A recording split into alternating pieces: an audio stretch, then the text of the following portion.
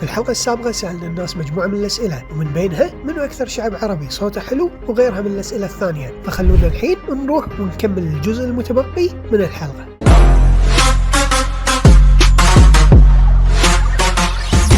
منو أكثر شعب عربي ذكي بوجهة نظرك؟ أكثر شعب عربي مصر، أنا بحسه، لأنه يعني مثلا أنا بدرس طب، أكثر دكاترة حبيناهم بيشرحوا ممتاز جدا للمواد الطبية هم مصريين. يعني نذكر كل الطلاب بيحبوهم، هم دكاترة مصريين. يعني زين، من أي ناحية؟ هل تشوف إن عندهم ناس أذكياء، ناس يعني علماء، ناس مفكرين، ولا شنو؟ صراحة هم ممكن العقل، يعني هو حتى مع إنه ما في إمكانيات عندهم. يعني معروف حتى أصلا جديد صار خلص أغلب نلاقي كثير مصريين موجودين مثلا في الكويت، في قطر، في أماكن ثانية، لكن بتحسهم هم شعب يعني ذكي بالأصل. يعني حتى بنروح بنقدم مثلا امتحانات المزاولة الأمريكية، يعتبر أعلى الحاصلين على المعدلات في USMLE، هو الامتحان المزاولة الأمريكي، هم مصريين. حتى واحد جاب أعلى الحين بدي أذكرها برضو، هذه لازم أذكرها، أعلى علامة في امتحان USMLE ستيب 1، امتحان المزاولة ستيب 1 كان مصري في العالم.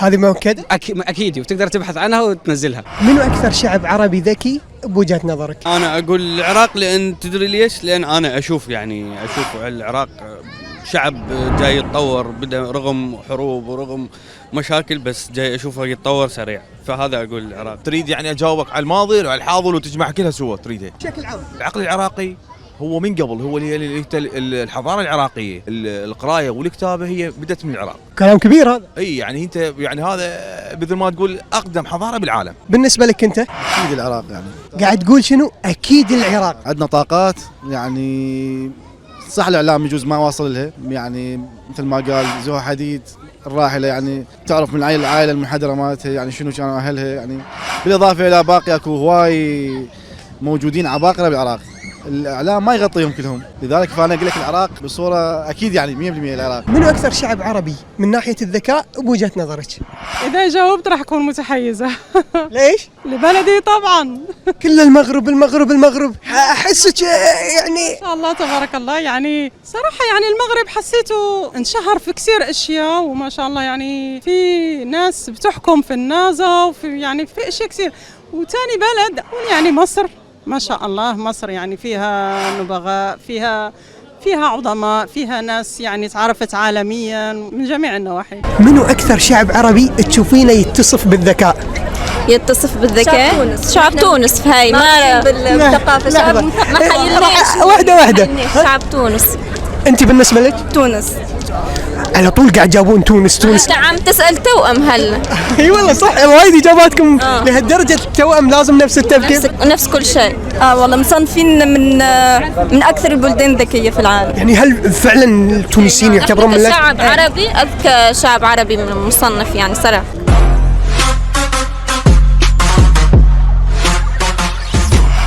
لو خيروك تتزوج من بلد خارج بلدك، أي بلد راح تختار؟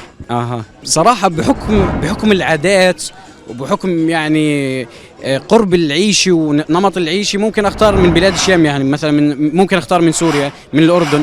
بس صراحة يعني بفضل سوريا أكثر، لأنه إحنا شعب بنحب الأكل، والسوريين ما شاء الله عنهم مجرمين أكل، ما شاء الله هم محترمين، وكمان أكلهم لذيذ جدا. لو خيروك إن تتزوج من خارج بلدك، يعني لو ما كنت متزوج وخيروك إنك تتزوج من خارج بلدك، أي بلد كنت راح تختار؟ أكيد سوريا.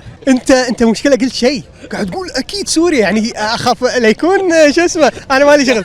لا ماكو شيء والله، لا ماكو شيء، بس شنو السبب؟ الدم السوري حلو، الدم السوري، كو أصدقائي متزوجين سوريات، فأشوف الله يستر علي، أنا مالي شغل بعد الحلقة شو يصير. لو خيروك إنك تتزوج من خارج بلدك، أي بلد راح تختار؟ أنا بطبيعتي أحب العيون الكبار. أوكي، يعني وين؟ يعني بالخليج، البدوية، السعودية.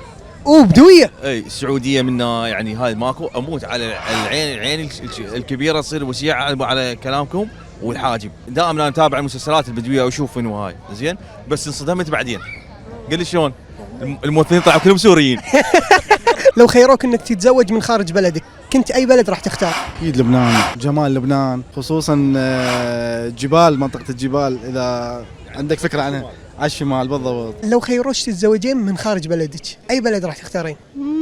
صراحة يمكن سوريا. ما بعرف يعني سوريا بيجمعوا قلبا وقالبا، يعني في رجولة، تحس إن في رجولة في نفس الوقت، في جنتلمان، يعني بتحس إنه رجل بمعنى الكلمة، وفي أشياء كثيرة يعني دين وهيك وجمال وكل شيء. وبكذا نكون وصلنا لنهاية حلقة اليوم. أتمنى حلقة اليوم تكون نالت إعجابكم، وإذا عجبتكم الحلقة لا تنسون تدعمونا بضغط زر اللايك ونشر الفيديوهات، وبإذن الله القادم أجمل.